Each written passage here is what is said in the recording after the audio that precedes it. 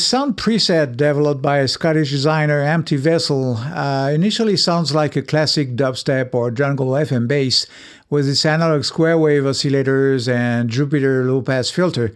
But as you could just hear, it can become quite overwhelming when using its wavetable engine on top, along with some distortion, chorus, and even phaser effects.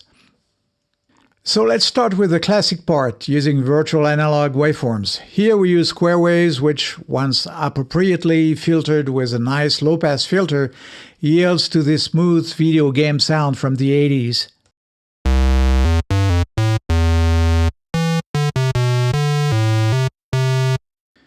We use 3 of them and slightly detune them to create this nice slow modulation.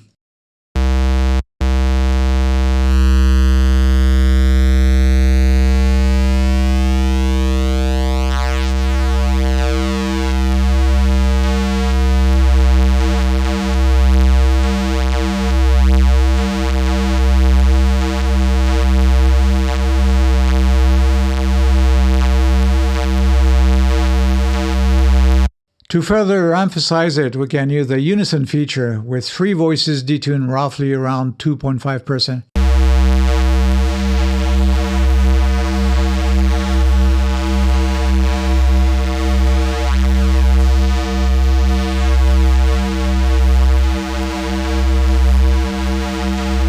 To add some light grain to it, its designer added a triangle wave using the utility engine.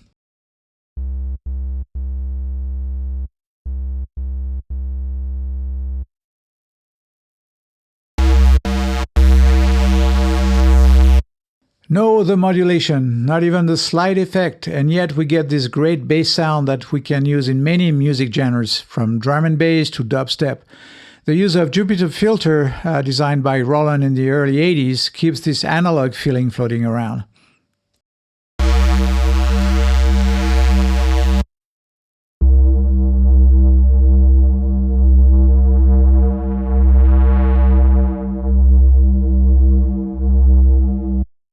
It's now time to get wild. No wonder, since Empty Vessel, the creator of the sound, lives on a New Zealand island. Lucky guy. Anyway, to get this wilderness, we are going to use Engine 2 and a wavetable engine. As explained in many of my videos, a wavetable here means that some chunks of a long audio sample have been put into a table so that we can easily retrieve them and play them individually or in sequence. The original recording we're going to use here is this one.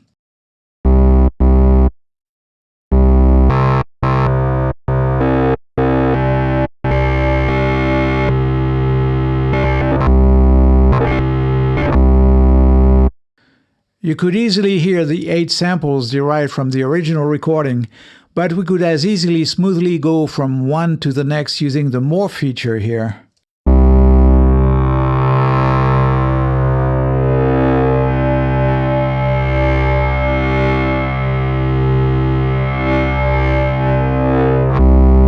Nice. And of course you can modulate the position in the wavetable using, for instance, this function here, function 1.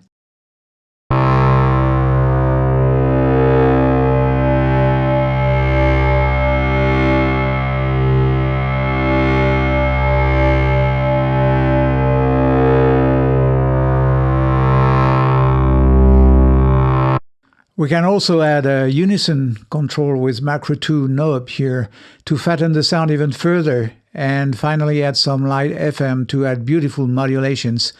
The whole thing can be filtered using the second digital low-pass filter. Look and listen.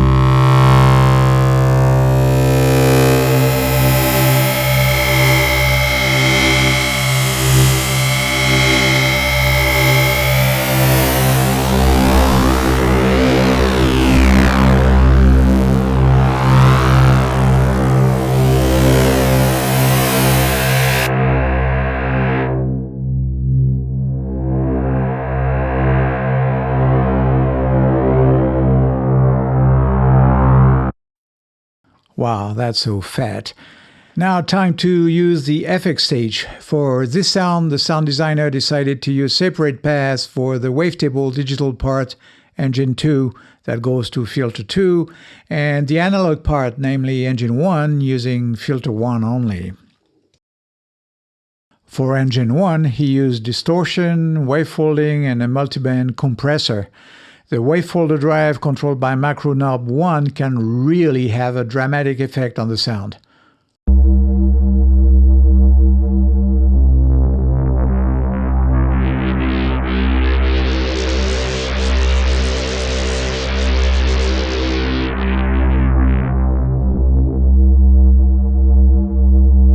For engine 2, he used distortion and some chorus effect for more harmonics and impact in the final sound.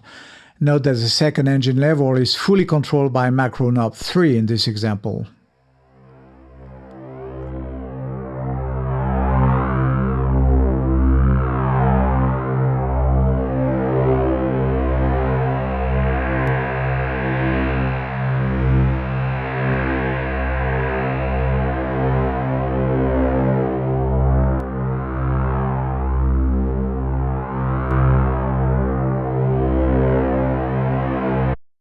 Macro knob 4 is very powerful in this example as well, as it impacts the 3 analog oscillators' pulse width, as well as the phaser installed in the sound effects slot, along with some reverb.